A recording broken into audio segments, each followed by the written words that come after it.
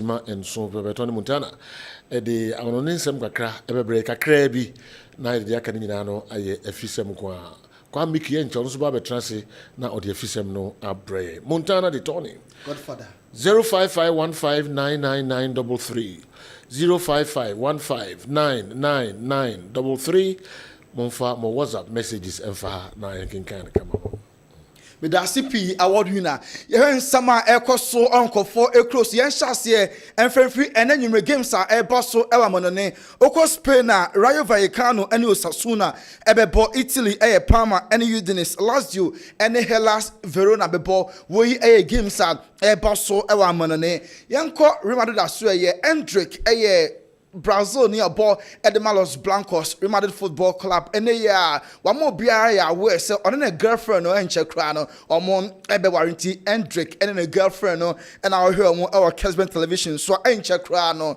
on a Abayuan and Dindi Marinda. Ebe waria we latest efina so and so eba and now Sanka Ronaldo aboard ma Al Nassr against Al Shorter Iraq we Asia Champions League. Ronaldo entimi anchor because of infection. Nano and obi park ho na okita huge banner Iraq ni now say Ronaldo almost want to me amba non so wa yakuma mu de ye do papa we any simple message obi and so edi akọ stadium ho or Al Shorter any Al Nassr Asian Champions League game koso Iraq.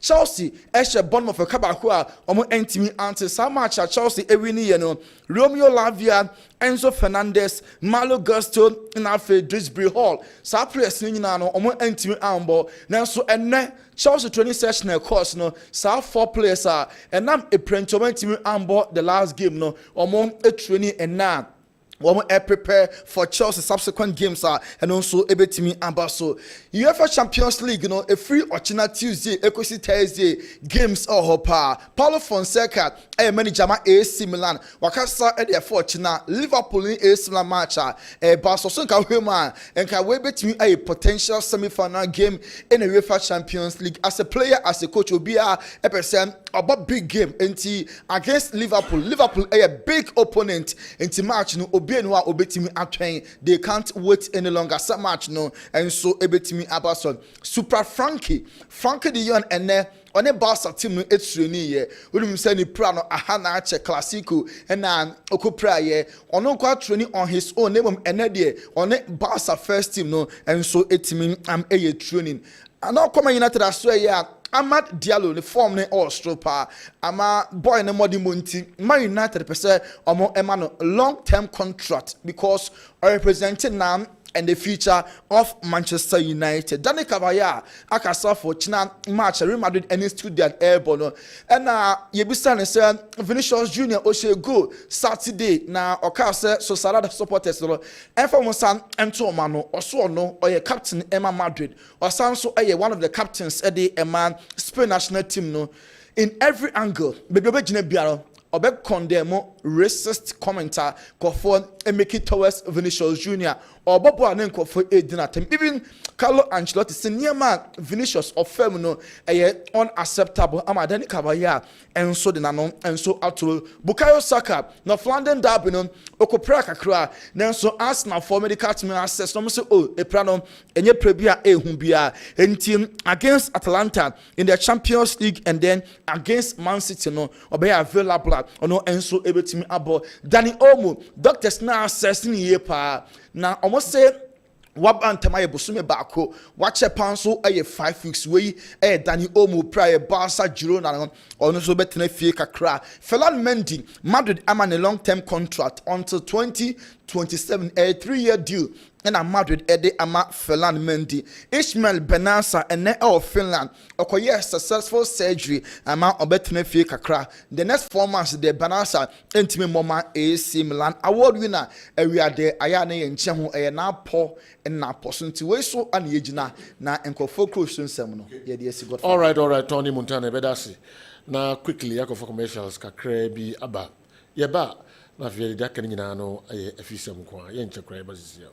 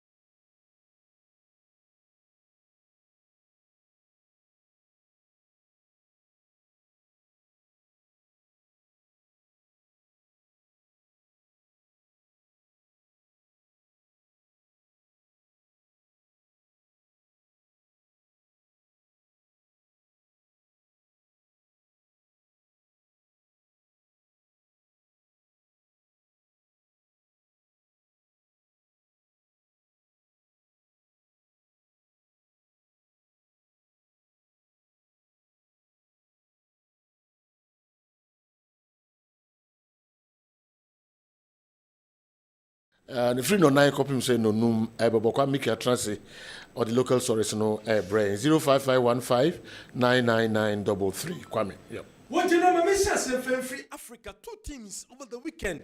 We will take key part of African Champions League and then Confederation Cup.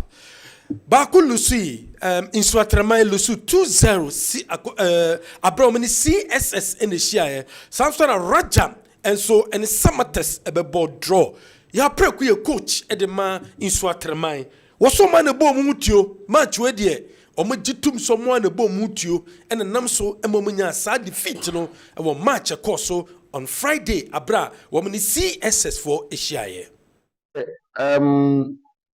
Complacency kakra dem you start a game no share the first 10 minutes na nothing na ball na aye bono na ye hu say oh okay omwani and senior meka team na attacking balance number because ye koye nima na say e chire no say gina yie na ye gina yie and o share goals me no mo share na enye chance bia no mo nyae but is so intelligent say udi hu agro and ya boy hu kokoa say Mayanda, Master, you need focus. You need 100% focus, and we just didn't concentrate.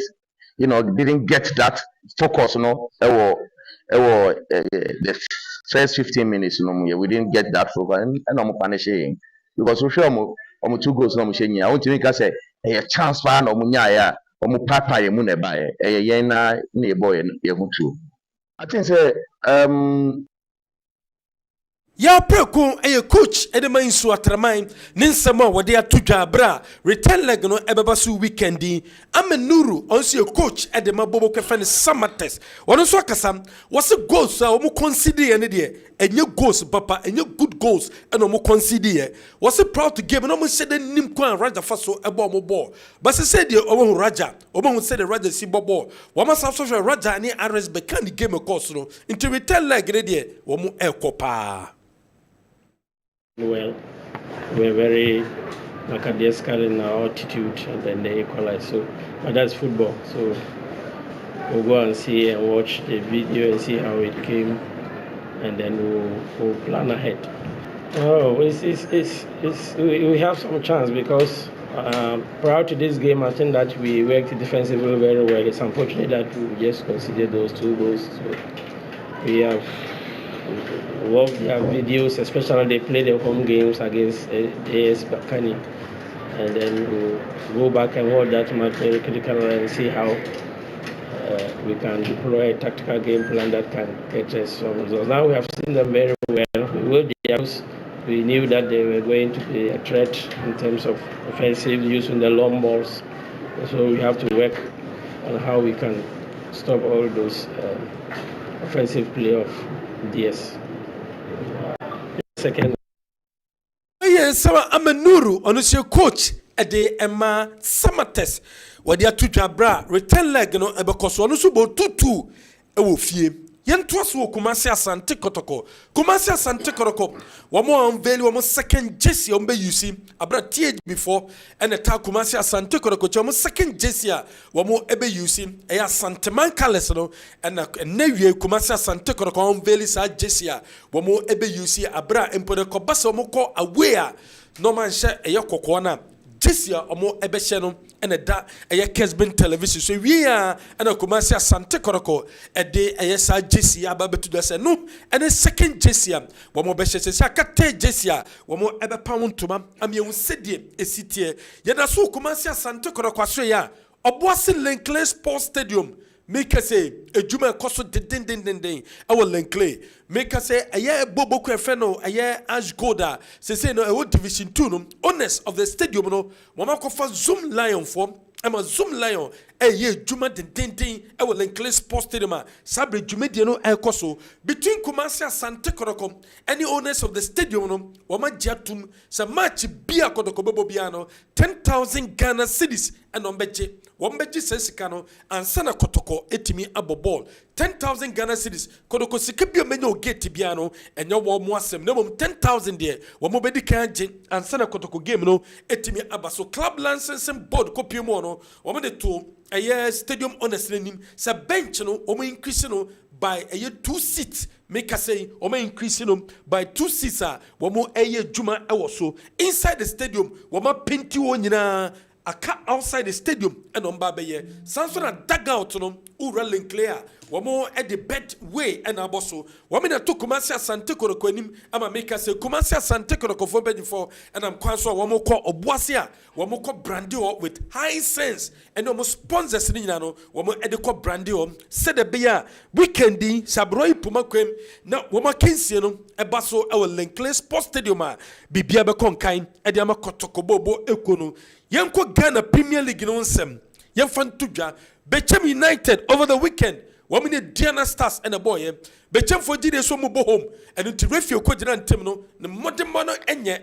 And untoma de manano ehwo mu nsem. And omo charge him our referees ni so. And my referees no protection no akoye bibio. And I'm so I'm a Ghana Football Association at charge eye bobo kwa friend Berekum United section 16 of the GFA eye disciplinary code no se Berekum United referees wo mo bedi game no wo mentimi ammo mo protection officials no wo mentimi ammo protection into mo up to Wednesday say wo mo mfa eye wo manu die nsem mra na say wo manu ye nsem no wo mo emfambra for failing to protect the match officials abra wo mo ensusi o makan e wo eye Berekum stadium eno ne nsem wo free eye GFA no aso eye ebam ye to so wada stories ye wo mankwa eye assistant coach Edema Hasovok boboko no what's a sabre mo bien tran baby nka say Hasovok ebe ko relegation da na relegation room na Hasovok was it last season they started league no ebi mu na kwada top of the season no omo kwada top of the league no you above week 1 week 2 week 3 week 4 na ebi mu da top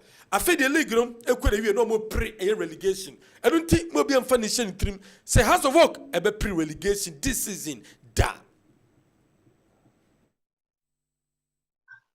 It will never happen. It's too early for anybody to say that Accra is going to fight for relegation. Even though it's his league, we didn't start very well. Last year, some of the teams, they started for 4 or 5 matches, they are the top. Some of the teams, they started very well, they are the top at the first round.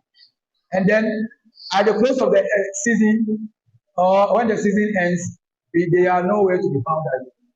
As of all, will never.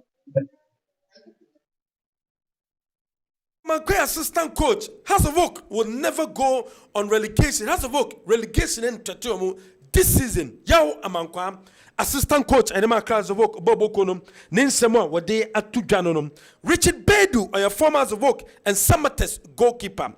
Was it Raja ever provided very good pitch at the Ama, a Bobo Kwa, your friend of Samates.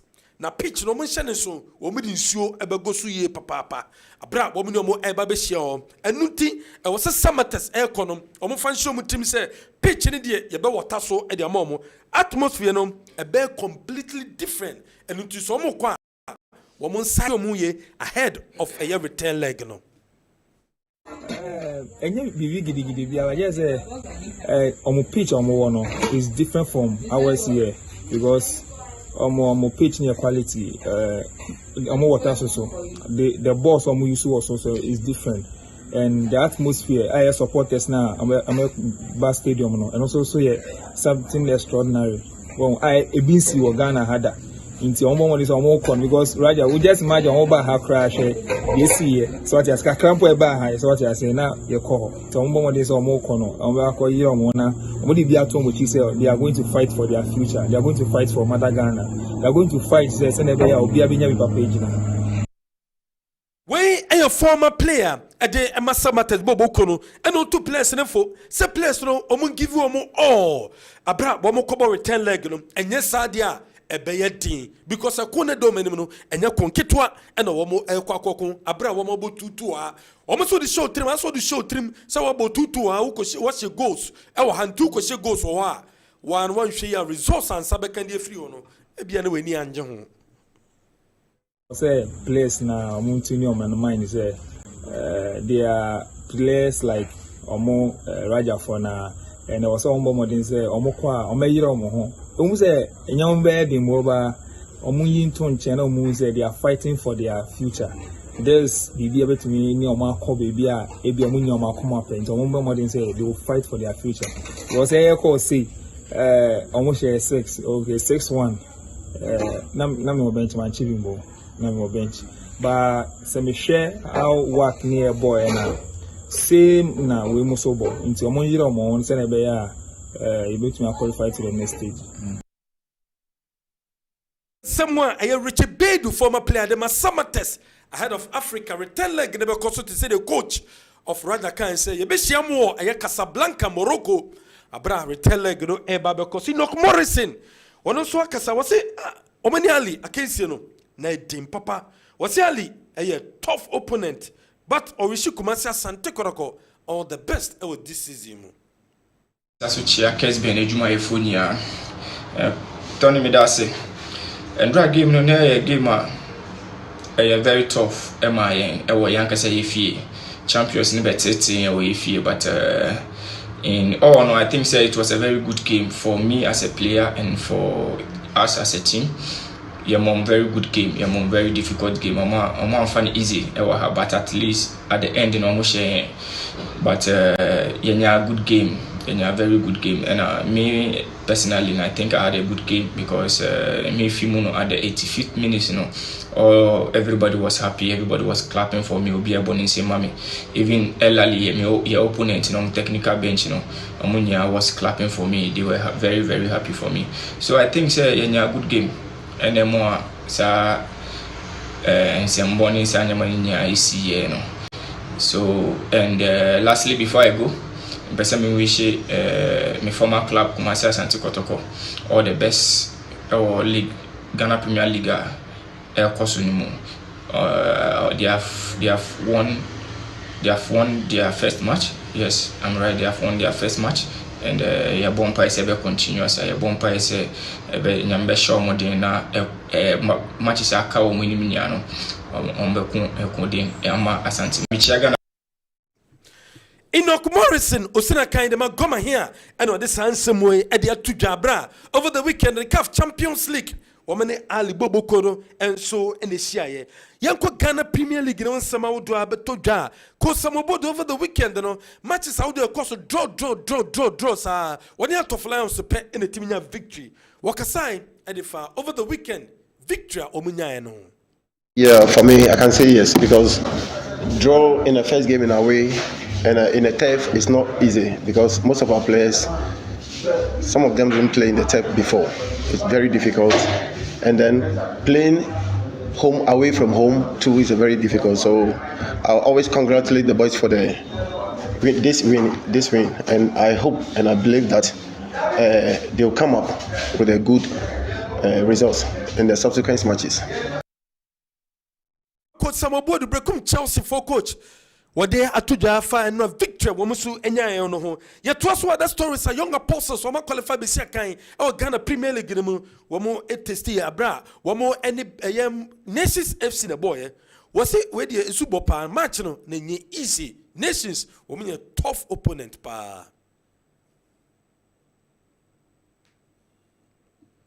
Yebetwana nsama Sarbediako ye coach ede ema young apostles odi tujano na yede no ho nsam enso ede abramo ewo dwumedie so yetoaso ewa that stories am ye feni enche eye bobokwa efeno Eduana Stars womo so so ye womo coach de nsam tuja badanse ye beko coach de nsam so no yede betu dwa se eye okodoma womo eye youth center na ewo fu ewo Jumedi also mudi our youth center ho no ayade a omegyan ne pansan to ho ema hoafu nkonyane sese nyama wodo sese ho yekopiem ho yesise contract na baba ko be adwuma Gabi ema report from aye doma kawuram ne mom na ba ne contract abaso se omudwi glass na woso no nyina fi so mo de mo wedo na mo wi mo de spray nyomo spray ayimura anya glass no nyina afri mu na almost every grass and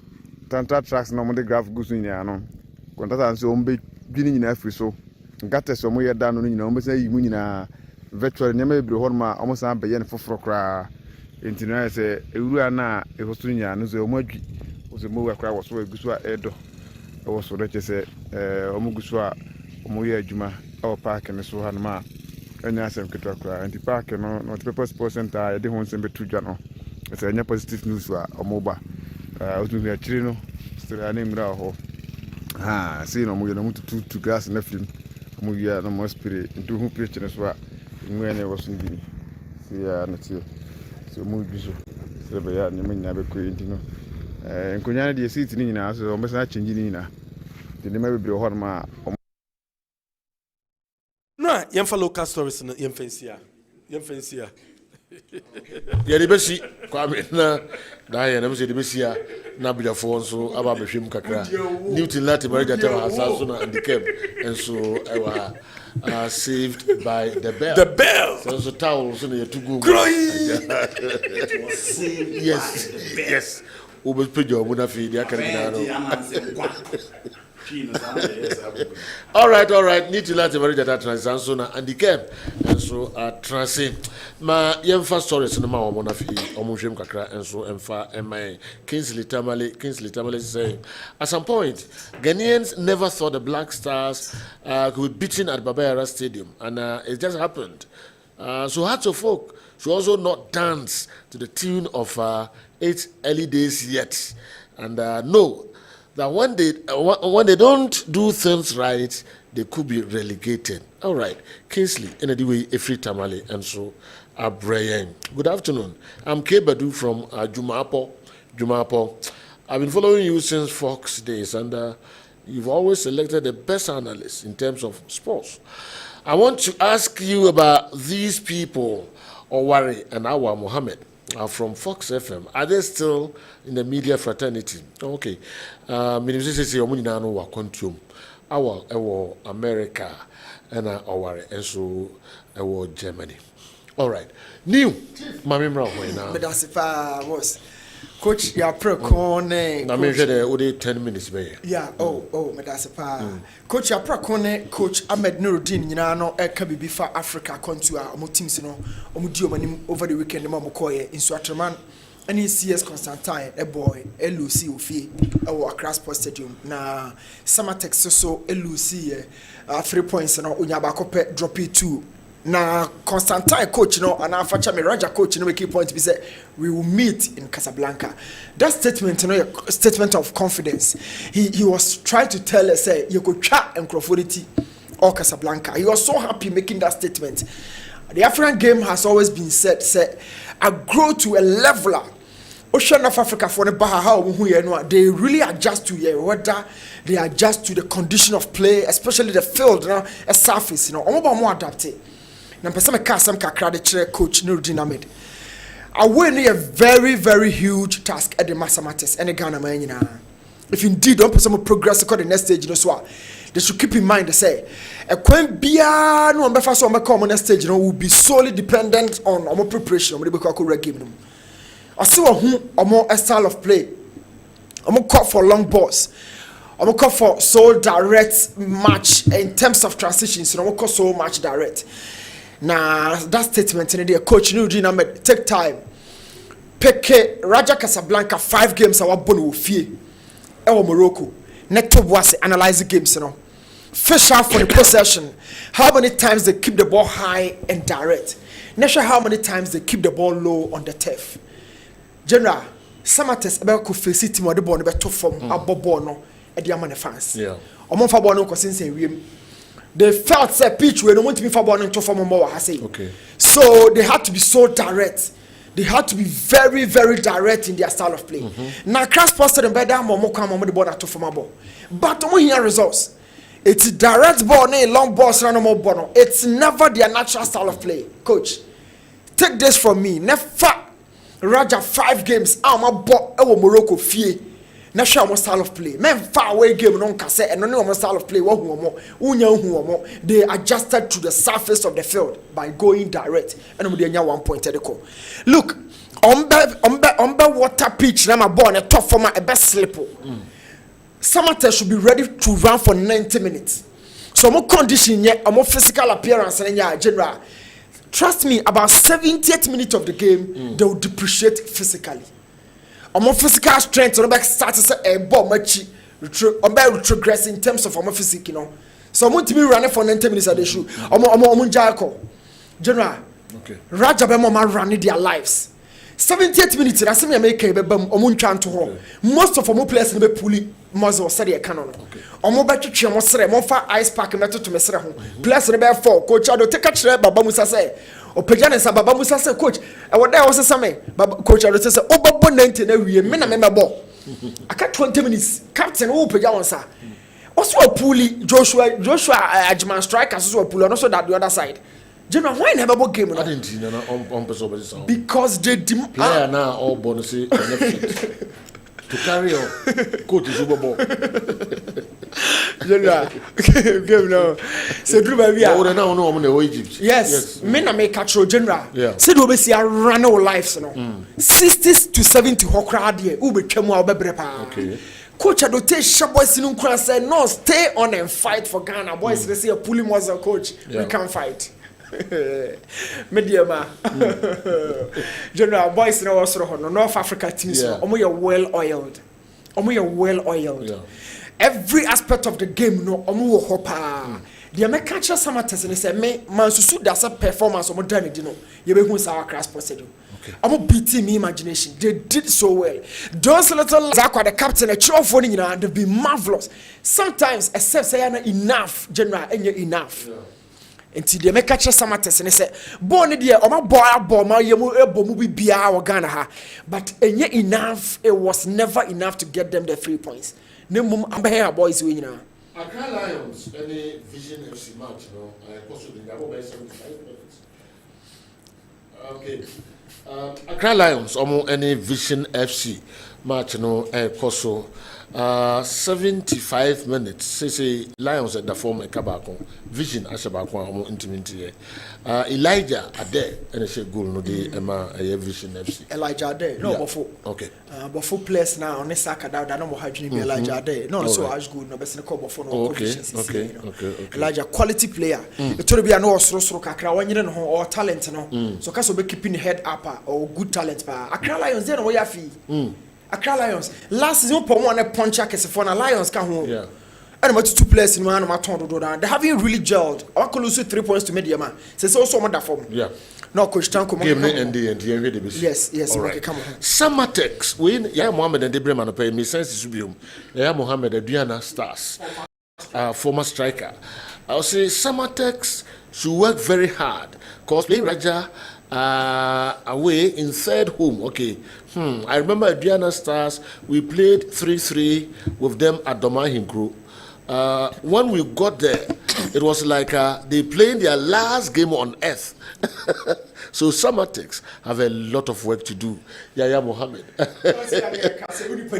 yes we were hobby yes na me ka ho omo Aduana ekono okay Okobi yes as angel journalist okay angel okay now what that no it was Wabre okay I will be do yes what that no what we be freezy they have this European winter weather no ho no general before I adjust to weather no cry no they are no you no no they no cry you that we say ya say they do no for and that time no came okay the squad on the call ya and no want to park no so so I know to park so I want to pull no more to coach me they can teach you na na coach that is what him say what about right back no space and what you be say hane kwam ho na na Samatex na say the reality has to be told general the mo ye ya bambu on say who be resum no be free yeah omo show ho den no your clubs are ma ko she ali osoro level bear Champions League and I'm a club na share eli no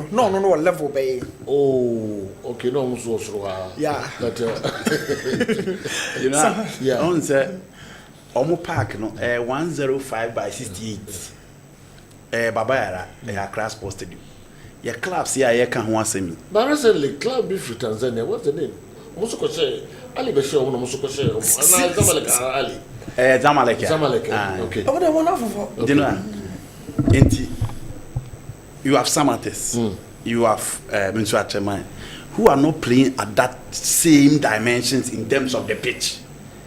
Do you know into Koha Park na Kesiama. Forget about Bokotoko or Bohas. It happens just once within the season. Yeah. Now Koha Park na Kesiama. Apart from that, new thing can about water pitch. Ediana ne no. Media man see it is that. who aduana players ni musa won e de obi Okay. Okay. Whether you cold. ntini wo de to Whether you cold. So Samatters in show of some so they tell machi. Now me nipa ba call stand out a goalkeeper and the aka statement be say goalkeepers are not celebrated. Me Kofi Ban go post now with them no. I love the boy. There me who no me need to picture. Wa boa Samatters power league no more. Obama we defender with any voice. He's been a stalwart. But he are not attacking no said on be nyaka kradia ka ho no. And I na aka. General me we na Lenkley Sports de makoto kwa akogene na enye me de pa. Ma wo boase for 2 seasons to touch goal. Stadium no eye men kind of say a national class, men kind of regional na say urban na whatever. Stadium between the to talk baba ya ho na ye. Me can Lenkley. Enye ne kese na sem, but the facilities are available. No bibia bi ho no. Na fe ade aba ba ye dormant. Obakọ na ba bi fufu. Kotoko de o de dom baba. Ni odubiase na from the division 2 so ne yoba from there. Ba kotoko esa ko vibrate stadium no. E me de pa. E be di akira ko no. All right. E be di akira ko. Okay, Maminko and the came home. I mean, the ship dealer got married this weekend at Bahamas. I was expecting to see you. Anyway, Samatex and his man, so you just forget about it. Ayaka, KY, Edway, Ifri, Sunai, and Abre. Again, on Bahamas with again, means no. So one invited me. Yeah. So Osu. No. So I know the mic. We could have seen the way. Yes. Me Jamaica on a warren as ya. Oh, your bar grabber so regularly. And I said, we see what chess can or competition. We win the noon dinner. The Bahamas. So Mike, me say Kim. The Bahamas in Ghana there. Or Bahamas with Who to tell you say? Who to tell you didn't want the ambassador. Afraid man. Come on, Russ and I got you. Yamuna baso ayade. So ba crowd somewhere. Yes. You know. Yeah. And they say about Samatters and then so at a mind. But the reality then they say the two results or munya at home no any results are favorable when you are traveling to the North African zone. Utim better until you meet the North Africans. Examples near. Last season you team a friend Dreams FC so more go to the leveler. Obia expected so Mubeko. But the moment they met a North African side, it was a full stop for them. You made them as the unthinkable. But the moment they met Ali, CL Balizdad, full stop for Mediama Sporting Club. Inti utim ne ye until so beshia this North African side.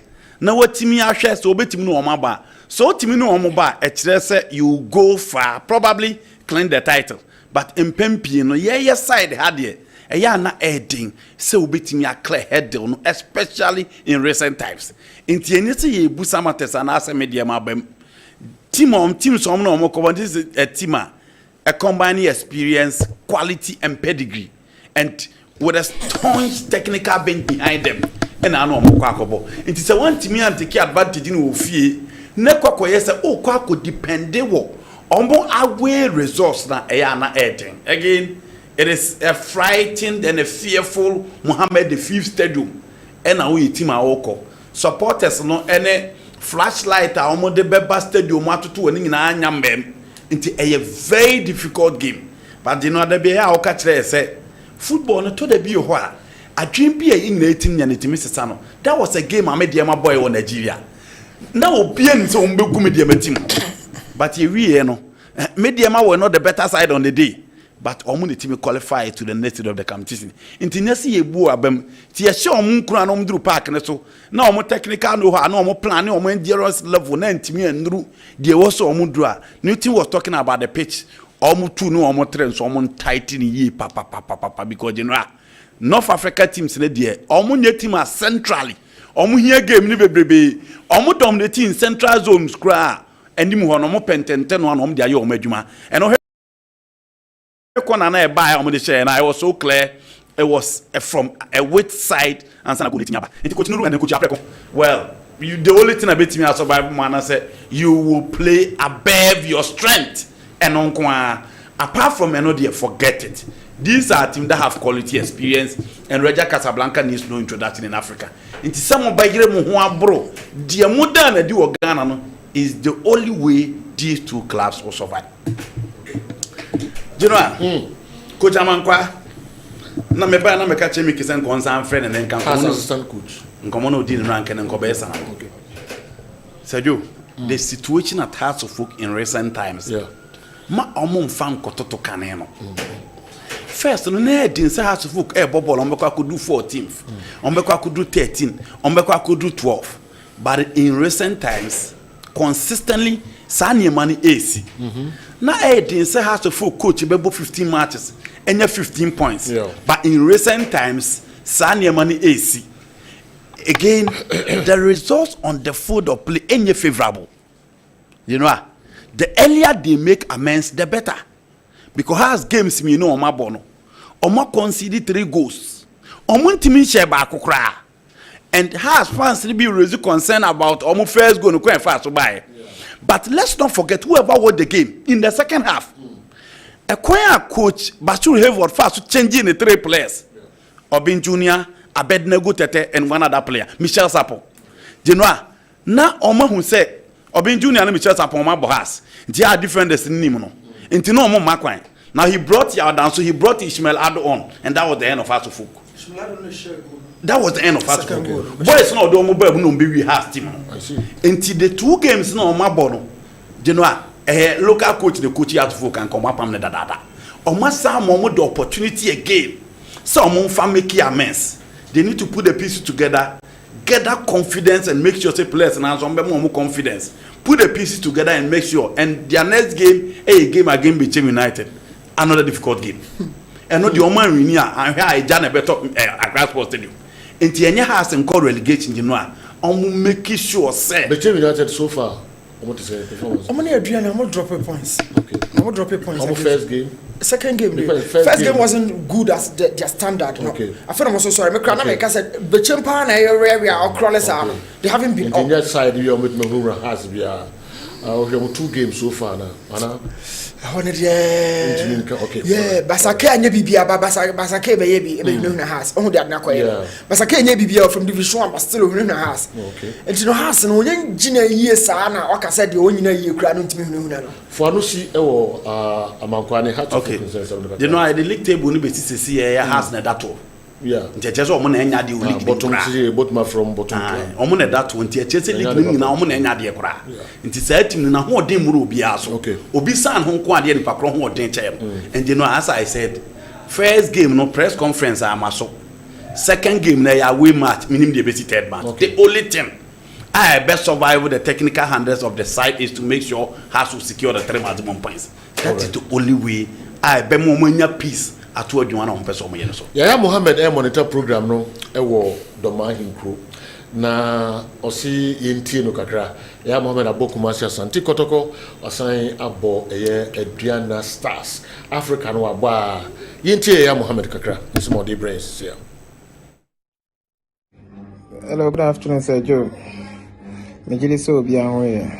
Nyame adom nso ne ho ye. Yaya Mohammed ni nkasa freedom. So Joe, Samates any Raja game no minya akonya ne bi ehwe omo first game no ewo Ghana ewo Accra. Na nkofo no won say omo buy na omo sit back. No omo go in for counter break. Intini so omo nya counter break na no omo de be den. Omo de be show especially we show omo wings na 7-11 and send na me kan 7-11 send obi abeti ase. Omo yusu omo speed pa. Omo yusu 7-11 pa but any away strategy and omo ye no enti no ko ho no na se wo betumi ni o person ni omo bonko ade a first 15-20 minutes so to me handle omo frustrated omo ntumi ni onye den any omo mbo but ye aduana na ye ko ho no na players bebre omo ye inexperience enti no o hwe time nso omo de man na ye de cover match na ye bono 8 o'clock, I think yes, 8 o'clock. Into now weather near very cold. Secondly, so no adiasa and no more touch be or so and no de disturb goalkeeper no. Omo the better 2 even who are okuta ball no nya infringement say free kick ni throw in kra na obu side na beto win ma beto ama opponents for. Secondly, so no omo massive supporters. You cannot hear what they are saying. Massive supporter supporters no almost supporters near very very huge I be bob mind to 90 minutes no because Diana ye call no normal share 6 in the crown and that's still chromo pe goals ni dia e account so Samatex going there no if somebody to me qualify there a very very difficult grounds pan say Samatex be qualify. I'm being honest per dear my experience because I can't remember the last time any African club be Africa Ghana or survive. So the only thing I can say is very sure good luck. Okay, enti enwa nisa yebe wishi omo good luck. We free Yaya Mohammed, former players and Tikotoko Ediana Stars. Yami yad mochina yebe sign esisu ebiomi ye papa. Mama fa we emfem. Mene Dr. Hine Kwabena Safo ono ena General Manager Kantanka Herbal Pharmaceutical and Research Center. Mene no etwetwe enkomo kakra na fi yeba beto so ede amamo. Doc, Emma Aquaba, Sibia Bocodie. That's a mini abema. Wow, the Nagopon Assi. Yamra, titi a drobi, a year emulate. Company bay and a cofa surgery a day about emulate, and this one mean. Yes. Company bay and a cofaba na DNT and on the surgery about Germans. That's it. The kind of chia phone na mafa akunye isusu de chia eye kantanka apostle kujusafo ono ye kofa buy for this particular edro na emulate eye edro a free kantanka herbal pharmaceuticals and research center a work on Pota na is the maiden product is a edro edikanya company no e produce na a woman say offer a drone you're registered for immune system support and general well-being. Na factory ni nisu adi huni na and say opeso boa in achieving see a bit me achieve universal health coverage through provision of organic evidence-based herbal medicine a promoting healing longevity. Membeba yekasemu ti abribia no apomodin adibia ne boye den pa na wo hwe 21st century mu a yare ahodo both infection any non-communicable disease bi say hypertension e mojambroso e chichire yare eye kokram e dokro ekum nkrofo ye pa ne mbenya say research e di indro a ewo inwaninu ahodo a betimi aboye ho ban free yare ahodo e hu ti unya immune system so na ejina brania sankwamwa na ekutia yare no eboama utimi ku almost every disease condition when your immune system is performing very well. Inti edroi efi kantanka asuyeye for immune system support and general well-being. I see when you say edroi bit ma ba bonti say no e ade a FDA esomodomo sa shesa edro no ase dey poti na FDA omonsa shasa say embeye yes. The FDA ede omonsa shase a register for immune system support. Okay. Say ne kind of immune booster no. Just say boama nkwamo e wo yemu a ekutia yare no ejira brane. Let me ekutia yare ahodo bebre. Na de tini say edroi obia etumi numbi. Obia etumi numbi esan say immune system there e ade a obia obi. Say immune system so jina brane a yare bi enu a betimi ebunkam afa so nti omo yare ene omo yare na omo yare no nchichemu ahodo omo hypertension omo diabetes obi wo sickle cell obi wo ha wonya stroke obi wo ha owo cancer prostate problems ebi kra wo erectile dysfunction ebi wo hepatitis B HIV retroviral infection sa yare ahodo we nyina no obia owo category we mbia to minimum edroni bi na the thing say because of integrative practice say ode herbal orthodox ho asa yare the direction of the WHO mtini research akos we dru mu ma ho kwan say ofa wedru a ofa say ofa wo hypertension a unum wedru a onum na aprofodru na watwen don hwere baako na ode edru ya eden aka ho na aboa ma wenya mfasode ewo orthodox num no ene de ewo herbal num nti we herbal supplement eboa for supportive therapy of yare ahodo amabobo so nyina na aboama wotimi ejina brane ni nyina so free enwanenu ahodo a ewo edronum a ebi anti-inflammatory compounds ebi antiviral properties ebi antioxidants ebi immune modulatory properties ebi anti-cancer properties anyama we nyina wo mu bi ene boa ema edrono eye de eye no. Wow. Aboso sisi ya mami msan musa obiom na senga betimi asiso de amamia. WHO. Omo integrative medicine no. Eka herbal ni orthodox no abomu no. Sure. Emulate mo position ho be say. Me da se pa. Me sisu bi mama.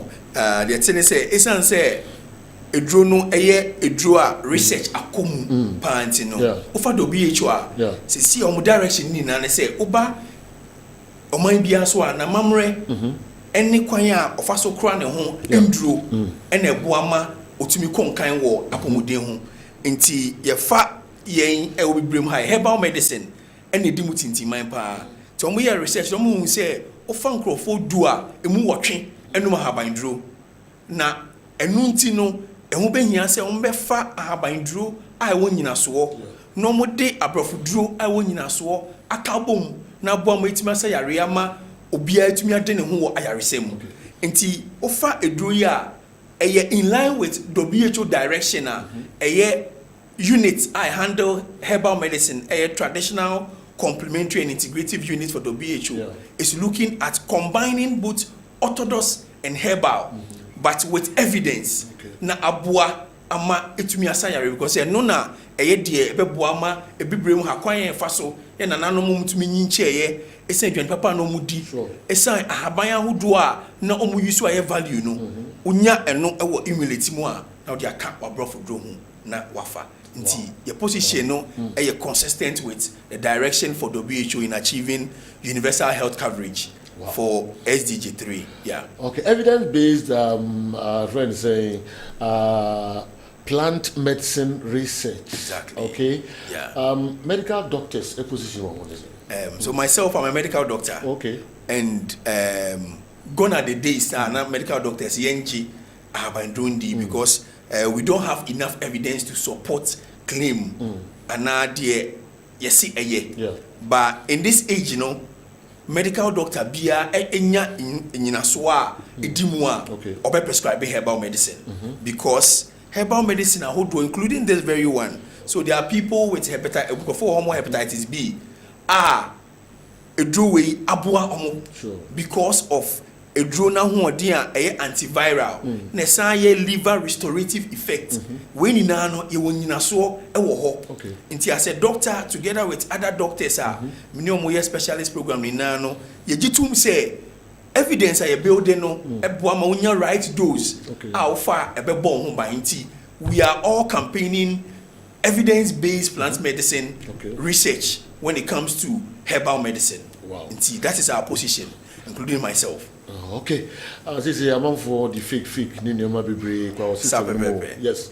Mo de no sign na etie na ebede na obi enya bia na okoto bia wagina so de hu se mo de no original na nkasa mo product na sign etie. Me da se ba so offer product na we share packaging na your QR code the kind o scan here do be call your website na kire say product ni authentic the kind o hwe ha product no e wo hologram and I see you like actual kantanka e wo so unya te sa see you ni wie pe na actual void na kire say what camper with see you no nti kantanka na yera efri so actual void nti wo hwe an kantanka no wo so bi before so better kantanka no wo so e wo so unya te ya na kantanka no ayera na mo hu say obi dey inside then aka edru no now ukọ edru no ubie so a ubehu say ewo eye bottle eye pharmaceutical bottle before so because masiwe nso mambiom before so obete no ya cho kantanka wo hwese ya cho kantanka no ewo seal ne ho